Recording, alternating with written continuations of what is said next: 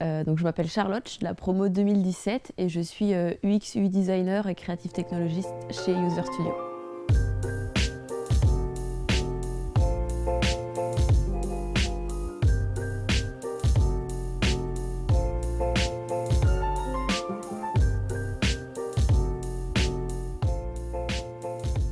Ça va faire 3 ans. Alors ce que je préfère dans mon métier, c'est que c'est quelque chose de très créatif, où les journées ne se ressemblent pas. Et en fait, j'apprends des nouvelles choses tout le temps. Justement, il n'y a pas vraiment de journée type. En fait, je peux, une journée, par exemple, me lever à 6 h du matin pour aller faire des entretiens utilisateurs, ou alors passer toute ma journée derrière un écran à faire des maquettes.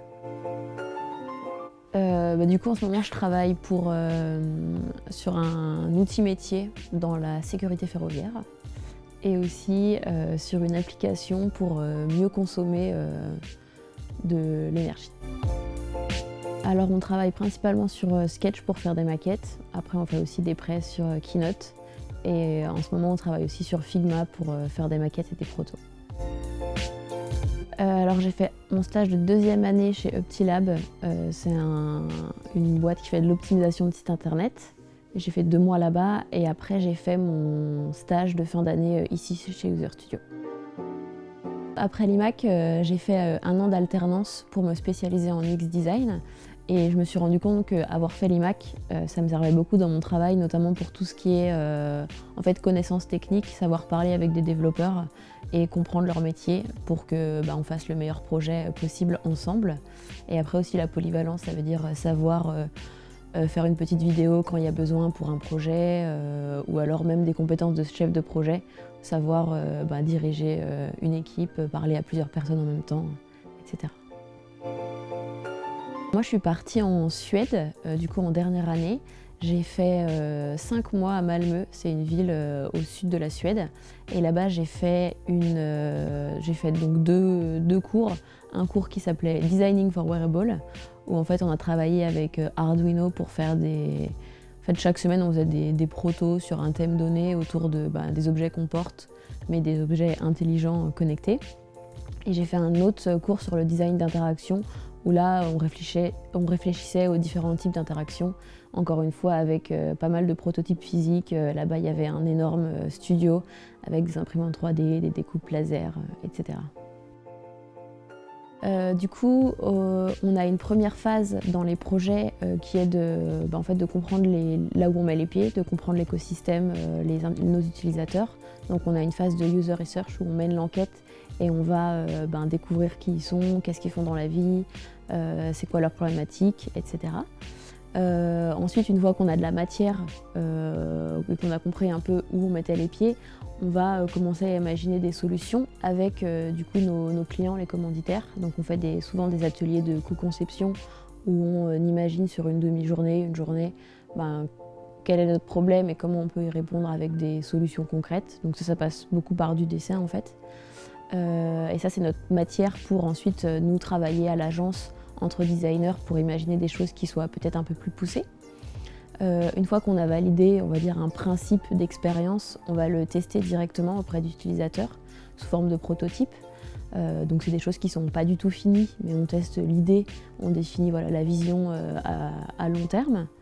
Donc on fait des tests, ça peut être, il y a plein de formes différentes. Soit on va rencontrer directement les utilisateurs là où ils travaillent par exemple, soit on les fait venir dans nos locaux et on organise une demi-journée où ils sont plusieurs et ensemble ils nous donnent leur retour.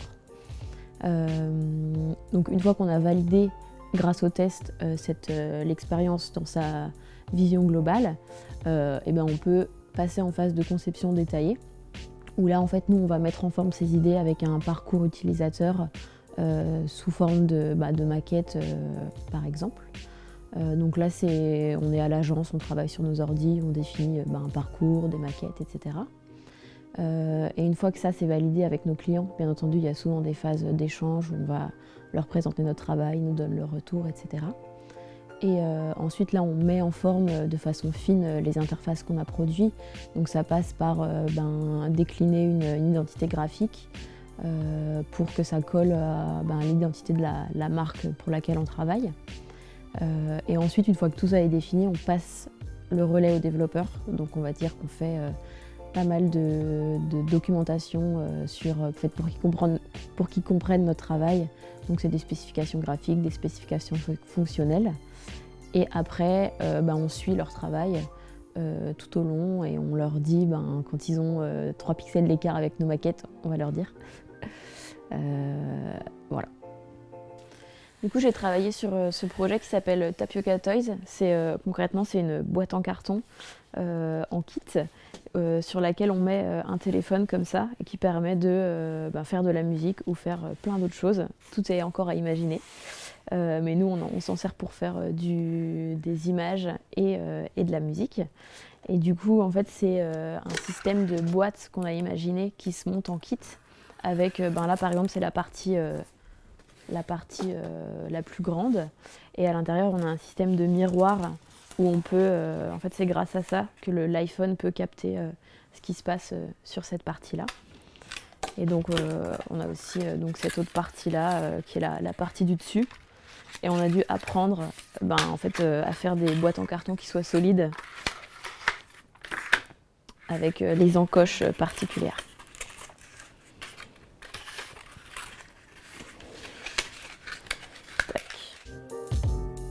Alors UX designer, ça veut dire en français designer d'expérience utilisateur. Donc l'expérience utilisateur, c'est ce que vit un utilisateur quand il utilise un service, que ce soit un service digital, donc une application, un site internet, ou alors même des services beaucoup plus gros que ça, comme un service hospitalier.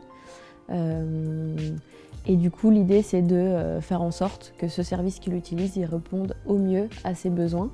À ses besoins, que ce soit aussi avant qu'il utilise le service, pendant qu'il l'utilise, mais aussi après, une fois qu'il a terminé son utilisation.